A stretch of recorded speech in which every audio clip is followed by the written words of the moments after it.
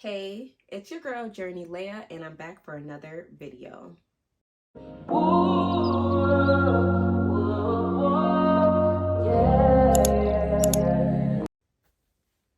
Do you guys like my sweater? Like, I am so excited to be having on a sweater right now. The fall is coming, the weather is cooling down, and I am here for it. Yes, I love this sweater. I think it's so cute. What do you think? This week has been such a weird week for me. Like, I've had some weird things happen, some weird interactions happen. It's my period, and I'm just honestly feeling like bleh, like just kind of low, you know? I just kind of felt down this week. And I was talking to one of my girlfriends, and she was feeling the exact same way. Like, she also was just like having some weird interactions and just not feeling her best, not feeling how we normally do, you know? That's why I decided to make this video today about how to get yourself out of a rut. Because these are things that I am going to be doing just to get myself back to feeling more positive and light and fun, those high vibe feelings. And I'm like, why not just make a video and share it with others? So I am going to go through 5 tips that I like to do personally just to pull myself out of a rut, out of a negative space. Oh, I forgot to say, my channel is brand new, as I'm sure many of you can see. If you like to stay around for the ride, please subscribe and click the notification bell to be notified every time I upload a new video. Now, let's get into the video. My number 1 tip, and what I will say will be most important to get yourself out of a rut and to just get out of a negative space, is to focus on gratitude. Now, I know how hard this is. Things are just not quite lining up for you right now. But the reality is, whatever it is that's bothering us, whatever it is that's kind of getting us in a funky mood, is something that is so minuscule. It is something that is so small. By taking the time and switching your mind to think about things that are actually going well for you, things that you're actually satisfied with in life, will immediately boost your mood. It will immediately make you feel better, because now you're not focused on everything that's going wrong, but instead you're trying to find the things that are going right. And this is the glass is half full, half empty mentality. This is perspective. If you decide to focus on everything that you wish to be different, then you're never going to find happiness. You will never find peace in that.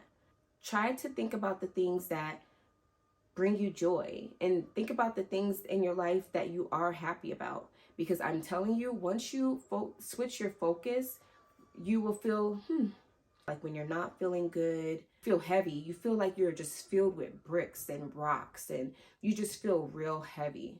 So I feel like when you focus on gratitude, things that do make you feel good, it's like each thought you're removing a rock, you're removing a brick from inside of you, and you feel lighter and you feel better, and things start to look up. Gratitude is the key to a lot of things in life. So focus on what is going right. Number 2, surround yourself by family, friends, and loved ones. Now, if you're anything like me, when I have an attitude, when I'm not feeling good, when I am not my best self, I isolate. I don't want to be around people. I don't want to talk to people. I want to be by myself. As I've gotten older, I have been able to look at the difference between how I feel when I isolate myself and when I just go through my pain alone, or when I share it with a trusted friend, with a trusted family member. When I share what I'm going through with them, it's an immediate weight lifted off of you, because you have someone to bounce your thoughts on. It can get so loud in our mind with our own thoughts. You don't know which thought to trust in sometimes. So being able to have someone to talk things over with, and to be able to lay your thoughts out and organize your thoughts with. And it doesn't even have to be someone to give you advice, or someone that you're looking to guide you through this thing that you're going through, but it can just be someone there to listen. Just someone there to say, I understand how that feels. Yeah, that sucks. Like, I would feel the same way. Like, just to have that, it's like you feel loved, and you feel like, okay, I am going to get through this. This will get better for me. This is something that I struggle with, and my friends are probably like, we haven't heard from you but because they know how hard this is for me. And not to say that having time by yourself is bad, because it's not. I truly love my own company, but that's different. That's not what I'm talking about. I'm talking about when you're frustrated, when you're going through something very hard, when you're very emotional. Sometimes in those moments, all we need to do is just have a shoulder to cry on. Sometimes all we just need is a listening ear to be there for us. So if you have a family, a friend that you can trust, use them, lean on them, because you never know. Like, you never know what they may say that can just kind of switch your mind on something, and that can just make you feel better. Number 3, think about better days. Now, this is something that I use all the time, because I can remember, like, especially in my younger years, when when there was drama, or when there was like something going on with me, or if I was in trouble with my mom, like, I felt like it was going to be like that forever. I was going to be sad forever. I felt like my mom was going to be mad at me forever. I felt like me and my friends, like, we would never be friends ever again. Like, it was just it. Like, life was over, all because of this one instance. But what happens 99% of the time, or if not 100% of the time? Time passes, high feelings fade. Things that once made you so upset you don't really care about anymore. Life goes on. Life goes on. And then 1 week later, it's like, who, what, nobody cares. Nobody cares. Know that this will come to an end. And I know it's easier said than done, because when you're in it and you feel it. But life is not over.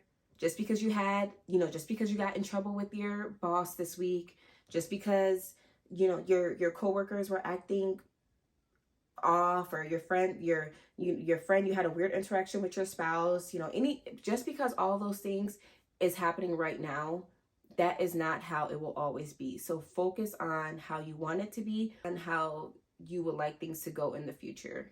Number 4, get moving, get active. This is something that's like one of the last things that people do, but it honestly makes such a big difference. We don't understand that, like, when we're frustrated or when we're sad and we're just sitting in it, it's like all that energy is just compiled up in us. It's like it doesn't go anywhere. Don't sit in it. Move around. When I'm irritated, when I am upset, when I'm mad, I would never have thought that me getting up and cleaning my house, vacuuming, going to do the dishes, even doing chores, I would have never thought how different that would make me feel. It's like my mood is lighter. I'm not sitting in just sitting there mad. Like, why are you sitting there mad? Get up and get moving. Get outside, get some fresh air, let the sun hit your face, and get moving. Go to the gym, hit those weights, pack on that weight. Put your energy out on that. Like, you will walk out of that gym feeling 1,000 times better. And the girls who do this, you feel so much better. You have to get your body moving. Do not sit in that negative energy. And number 5, be kind to yourself. When things are happening in our life that are not exactly how we want it to be, we can get so mean. We can get so mean to ourselves. We can judge ourselves. We can say to yourself, well, if you would have never done this, then this would have never happened. And you start to just blame yourself for everything. I read something that said that there are 2 of the lowest vibrations that we can feel. And those 2 lowest vibrations are shame and guilt. So when I feel the feelings of shame and guilt are arising inside of me, I try to eliminate them immediately. I like to break down shame and guilt in these 2 ways. Guilt is like the feeling that you get when you've done something wrong, or you feel like you've done something wrong. And like, you feel guilty because like it may be impacting others. Other people are affected, and now you feel guilty. Where shame, in my opinion, shame is the lowest that you can feel, because shame is a feeling that you have with yourself. So ask yourself, like, what is it that's bothering me? Am I feeling anger? Am I feeling sadness? Am I feeling jealousy? Am I feeling guilty? Am I feeling shameful? Be able to dissect those feelings and then speak to yourself how you would speak to a friend. I would be so hard on myself. I would be so hard on myself, have such strong and high expectations of myself. And then when I would be there for my friends, I would say, oh, it's okay. You know, like, you know how amazing you are. You know that this will pass. And you know that this is just something that you'll learn from. Like, I have so many wonderful, great things to say to my loved ones. So I began to speak to myself that way. When I was feeling down, when I am feeling just not my best, I speak to myself how I speak to my friends. With that, with you being kind to yourself, with you treating yourself like you are your best friend, like self-love just erodes out of you because you know what you're going through, you know everything that's stacked up against you, and you know how you're coming out on top.